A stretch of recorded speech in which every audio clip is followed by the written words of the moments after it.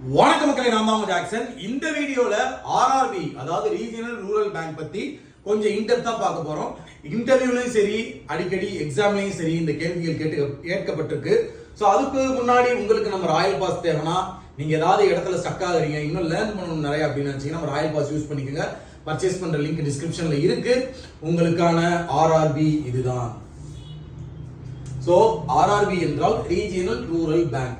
இது யாரோட ரெக்கமெண்டேஷன் கீழே உருவாக்கப்பட்டதுன்னா நரசிம்மன் கமிட்டி அப்படின்ற ஒரு ரெக்கமெண்டேஷன். அந்த நரசிம்மன் கமிட்டி ரெக்கமெண்டேஷன் கீழே தான் உருவாக்கப்பட்டது.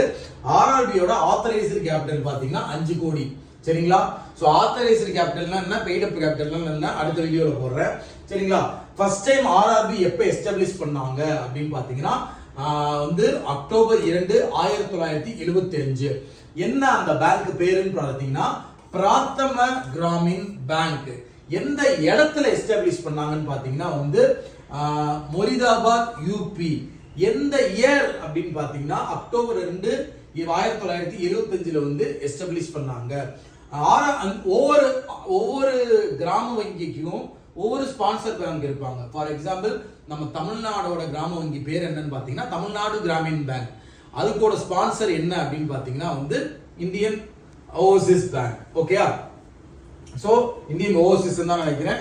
அதான் தப்பா சொல்லியிருந்தேன்னா கமெண்ட்ல கரெக்ட் பண்ணுங்க. அத மாதிரி இந்த பிராத்தம கிராமின் பேங்க்கு பாத்தீங்கன்னா ஸ்பான்சர் பேங்க் பாத்தீங்கன்னா சிண்டிகேட் பேங்க். சரிங்களா? அதாவது எந்த ஸ்டேட்ல ஆர்ஆர்பி இல்ல அப்படின்னு பாத்தீங்கன்னா கோவாலையும் சிக்கிம்லயும் கிடையாது. சோ ஆர்ஆர்பி சர்டிபிகேட் ஆஃப் டெபாசிட்லாம் முன்னாடி இஷ்யூ பண்ண முடியாது. இப்ப சர்டிபிகேட் ஆஃப் டெபாசிட் பாத்தீங்கன்னா இஷ்யூ பண்ண முடியும். சரிங்களா? சோ அத மாதிரி ஆர்ஆர்பி மட்டும்தான் ஒரு எஸ்டாப்லிஷ் பண்ணிட்டு அதுக்கப்புறம் ஆக்ட் கொண்டு வந்தாங்க. எந்த ஒரு விஷயமுமே வருது, ஒரு நிறுவனம் வருதுன்னா அதுக்குன்னு ஒரு ஆக்ட், ஒரு கைட்லைன், சட்டத்திட்டங்கள் கொண்டு வந்துட்டு தான் அதை எஸ்டாப்லிஷ் பண்ணுவாங்க. ஆனா ஆர்ஆர்பி மட்டும்தான் எஸ்டாப்லிஷ் பண்ணிட்டு ஆக்ட் கொண்டு வந்தாங்க. ஆர்ஆர்பியோட ஸ்பான்சர்ஸ் யாரு அப்படின்னு பாத்தீங்கன்னா ஒவ்வொரு ஆர்ஆர்பிலையும் சென்ட்ரல் கவர்மெண்ட் பாத்தீங்கன்னா 50% ஸ்பான்சர் பண்ணுவான். ஸ்டேட் கவர்மெண்ட் பாத்தீங்கன்னா 15% சாரி 35% ஸ்பான்சர் பண்ணுவாங்க. ஸ்பான்சர் பேங்க் பாத்தீங்கன்னா 15% ஸ்பான்சர் பண்ணுவாங்க.